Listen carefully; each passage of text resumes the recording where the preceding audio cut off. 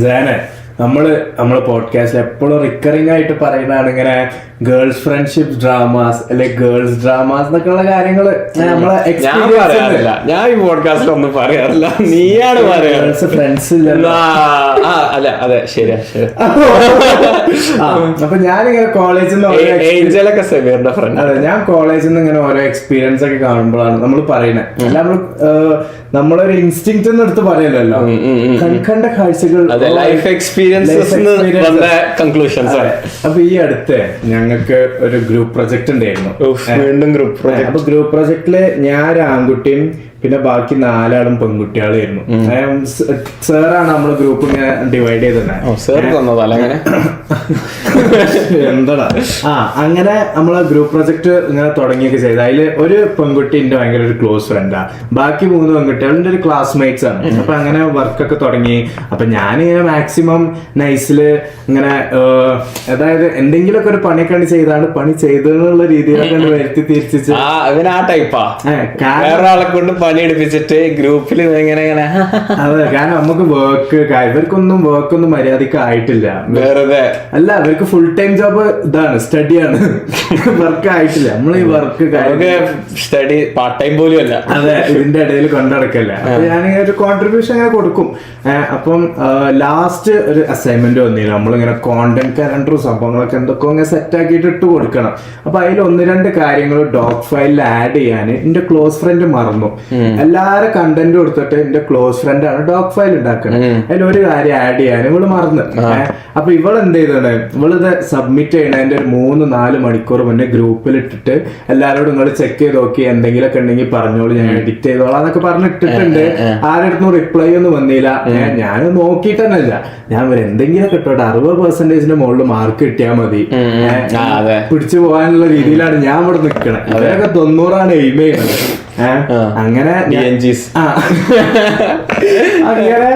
ഇവര് അത് നോക്കിയൊന്നുമില്ല, ഇവര് സബ്മിറ്റ് ചെയ്ത് മറ്റേ ഫീഡ്ബാക്ക് വന്നപ്പോഴേ ഫീഡ്ബാക്ക് ഒക്കെ അടിപൊളി ഫീഡ്ബാക്ക്, നിങ്ങളെ ഐഡിയ അടിപൊളിയാണ്, നിങ്ങളെ സ്ട്രാറ്റജീസ് അടിപൊളിയാണ്, very impressed with the template, aesthetics എന്നൊക്കെ പറഞ്ഞ ഫുൾ അടിപൊളി ഫീഡ്ബാക്ക്.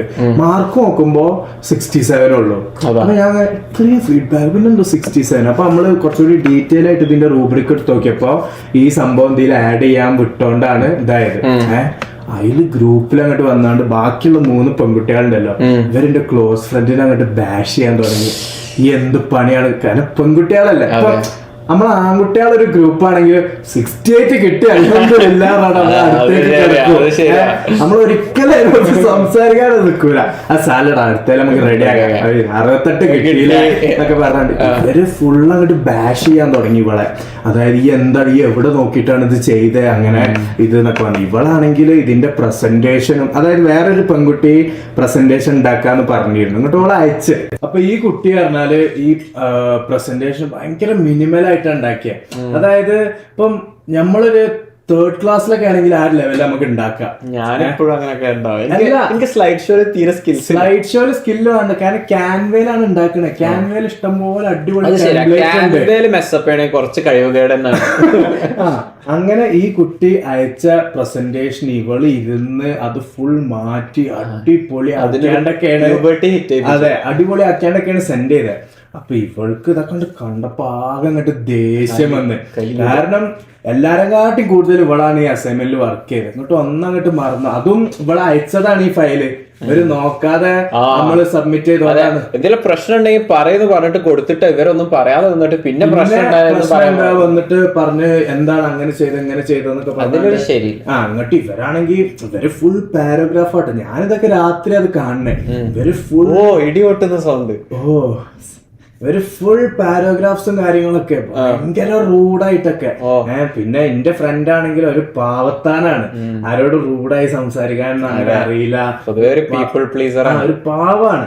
അപ്പൊ ആകെ സങ്കടായി. അവള് എന്നെ വിളിച്ചാണ്ട് കാര്യമൊക്കെ പറഞ്ഞു. അപ്പൊ ഞാൻ ഇതൊക്കെ നോക്കുമ്പോ എനിക്കങ്ങോട്ട് പൊളിഞ്ഞ്, ഈ പണി എടുക്കാതെ വന്നാണ്ട് പണി എടുത്തോരെ മേത്തേക്ക് അങ്ങോട്ട് ഒരു പ്രശ്നം വരുമ്പോ അങ്ങോട്ട് ആടിക്കറ ഞാനൊക്കെ കണ്ടില്ലേ, ഞാൻ പണിയെടുത്തിട്ടില്ല, ഞാൻ അങ്ങനെ പ്രശ്നമില്ല കിട്ടിയില്ലേ, അതെ ഞാൻ ഇതിൽ അങ്ങനെ കിട്ടിയത് തന്നെ മഹാകാര്യം. അപ്പൊ ഇവരെന്ത് ഇവർ ഇത്രയും പറഞ്ഞിട്ട് ഇവർ രണ്ടാൾക്കാരായിട്ട് പറഞ്ഞു, ഇവർ രണ്ടാളും ഗ്രൂപ്പൊക്കെ കണ്ട് ലീവ് ചെയ്ത്. എനിക്ക് അങ്ങോട്ട് പിടിച്ചില്ല, ഞാൻ അങ്ങോട്ട് രണ്ടാമണ്ട് ആഡ് ചെയ്തിട്ട് ഞാൻ വോയിസ് ഉണ്ട് അയച്ച്, നിങ്ങള് ഈ അസൈൻമെന്റ് സബ്മിറ്റ് ചെയ്യണതിന് 4 മണിക്കൂർ മുമ്പ് ഡോക് ഫയൽ അയച്ച അപ്പം വെച്ച് നിങ്ങൾ ഈ പറയാതെ ഇപ്പൊ നിങ്ങൾക്ക് എവിടുന്നായി പറയാൻ വരുന്ന പറഞ്ഞാണ്ട് ഇതായി. പിന്നെ ഞാൻ ഈ PPT ഉണ്ടാക്കിയ പെൺകുട്ടിക്ക് ഓളെ മെൻഷൻ ചെയ്താണ്ട് ഒരു വോയിസ് ഈ ഉണ്ടാക്കിയ അവള് പറഞ്ഞു, ഈ PPT ഉണ്ടാക്കിയ വലിയ കാര്യമല്ല, ഞാനും ടൈം എടുത്ത എനിക്കും അടിപൊളിയായിട്ട് ഉണ്ടാക്കാന്നൊക്കെ മെസ്സേജിലുണ്ടായിരുന്നു. അപ്പൊ ഞാൻ എടുത്താണ്ട് ഈ PPT അടിപൊളിയാക്കി ഉണ്ടാക്കാന്ന്, ഈ എന്റെ PPT കണ്ടിടോ, എന്റെ നീസ് എന്നെക്കാട്ടും ബെറ്റർ ആയിട്ടൊക്കെ പറഞ്ഞ് 5 വയസ്സുള്ള കസിൻ ഉണ്ടാക്കുക ഞാൻ അണ്ടിട്ട് എനിക്ക് നീസ് പോലും ഇല്ല. അതെ, ഞാനൊരു ഇതില് അതാണ് ഞാൻ ഇപ്പോഴും കസിനെ പിടിക്കാറ്. അങ്ങനെ അതൊക്കെ കഴിഞ്ഞ് ആ വോയിസ് ആയിട്ട് എന്നിട്ട് ഞാൻ പറഞ്ഞു, നിങ്ങൾ ഈ വോയിസ് കേട്ടിട്ട് ലീവ് ചെയ്യുക, എന്താ നിങ്ങൾ ചെയ്തോ, എനിക്ക് പ്രശ്നമില്ല. അങ്ങനെ അത് കഴിഞ്ഞ് ഇവര് ആ വോയിസ് കേട്ട് ഇവര് ലീവ് ചെയ്തു. അതിലൊരു പെൺകുട്ടി വന്നാണ്ട് ഇങ്ങനെ പറഞ്ഞു, എനിക്ക് സംഭവം മനസ്സിലായി, ഞാനും അപ്പത്തെ ഒരു തിരി പറഞ്ഞാണ്ട്. മറ്റേ പെൺകുട്ടി ഒന്നും പറഞ്ഞു ലീവ് ചെയ്ത്. പിന്നുണ്ട് ഒരു 1.5 മണിക്കൂർ കഴിഞ്ഞിട്ട് ഒരുത്തം വിളിക്കണ് ഫോണില്. അപ്പൊ ഞാൻ ഫോൺ എടുത്താണ്ട് ഹലോ, അപ്പം ഇസ് ദ സെമി റോഷൻ. അപ്പം ഞാൻ പിന്നെ എപ്പോഴും എന്നോട് ഇസ് ദ സെമി റോഷൻ എനിക്കൊരു ശീലമുണ്ട്, യെസ് സ്പീക്കിംഗ്, അങ്ങനെ ഞാൻ പറയാറ്, എനിക്ക് ഭയങ്കര ഇഷ്ടമാണ്. ഞാൻ ഈ മോമെന്റിൽ കാത്തിക്കാം. അതെ, അപ്പൊ ഇസ് ദ സെമി റോഷൻ, അപ്പൊ യെസ് സ്പീക്കിംഗ്. അപ്പം നിങ്ങൾ ആരോടെങ്കിലും അബ്യൂസീവ് ആയിട്ട് സംസാരിച്ചിരുന്നോ? ഇംഗ്ലീഷില് നിങ്ങൾ ആരോടെങ്കിലും അബ്യൂസീവായി സംസാരിച്ചെന്നൊക്കെ. അപ്പൊ ഞാൻ ആരെങ്കിലോടല്ല, ഒന്നിലേറെ ആൾക്കാരോട് സംസാരിച്ചിട്ടുണ്ട്. അപ്പൊ ഞാൻ ഇതാലോചിച്ച്, അപ്പം അതല്ല, നിങ്ങൾ ആരോടെങ്കിലും സംസാരിച്ചിട്ടുണ്ടോ, have you been talking abusive to anyone? അപ്പൊ ഞാൻ ആദ്യത്തെ ആരാണ് കുറെ, അപ്പൊ ഞാൻ ഒരാളുടെ ബിഹാഫിലാണ് സംസാരിക്കണതാണ്. അപ്പൊ എനിക്ക് മനസ്സിലായി ഞാന് എന്ത് ബിഹാഫ് ഒക്കെ പറഞ്ഞു. അപ്പൊ നിങ്ങൾ ആരോടെങ്കിലും അബ്യൂസ് ആയി സംസാരിച്ചോ? അപ്പൊ ഞാൻ പറഞ്ഞു ബി സ്പെസിഫിക് എന്ന് പറഞ്ഞു. അപ്പൊ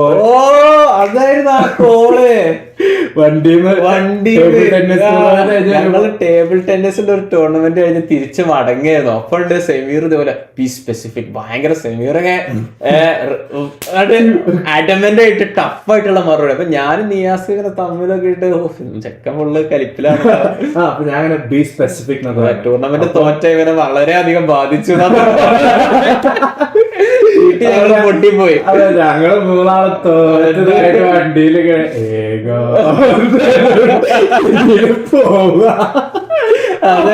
വിളിച്ചിട്ട് വരരുത് സംസാരിച്ചിട്ടുണ്ട്. ഞാനിങ്ങനെ ബി സ്പെസിഫിക് എന്നൊക്കെ പറഞ്ഞു. അപ്പം you sure you have in talk? No, you will get to know in 1 hour. I will call you back എന്നൊക്കെ പറഞ്ഞാണ്ട് അങ്ങോട്ട് വെച്ച് ഞാനപ്പൊ ഇങ്ങനെ ആലോചിക്കുക ഒന്നെന്നുള്ളത് ഏതാ ഈ ചെങ്ങായിന്റെ ഒരു നിലവാരം എന്താണ്. കാരണം ഓന്റെ ഗേൾ ഫ്രണ്ടോ ആരോ ആയിക്കോട്ടെ, പക്ഷെ ഓന്റെ ഗേൾ ഫ്രണ്ടും ആ ഒരു സ്കൂളില് അല്ലെ കോളേജിലുള്ള മെയ്റ്റ്സ് തമ്മിലുള്ള ചെറിയൊരു ഗ്രൂപ്പ് പ്രൊജക്ടിന്റെ പ്രശ്നം അതിൽ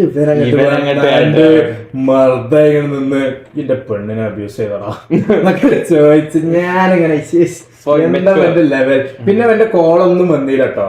അപ്പൊ ഞാൻ വിചാരിച്ച് ചിലപ്പം അതാവൂല, ഇവളിങ്ങനെ പറഞ്ഞ ഓരോന്ന് ഇതാക്കിയാണ്ട് ഇവളെ മുന്നിന്ന് ബോധിപ്പിക്കാൻ വേണ്ടിട്ടോ വിളിച്ചപ്പോ ഓനും ചിലപ്പോ ഇന്റെ മാതിരി ഇവരെന്തായി കാട്ടിക്കൂട്ടണെന്നുള്ള മൈൻഡൊക്കെ ആയിരിക്കും.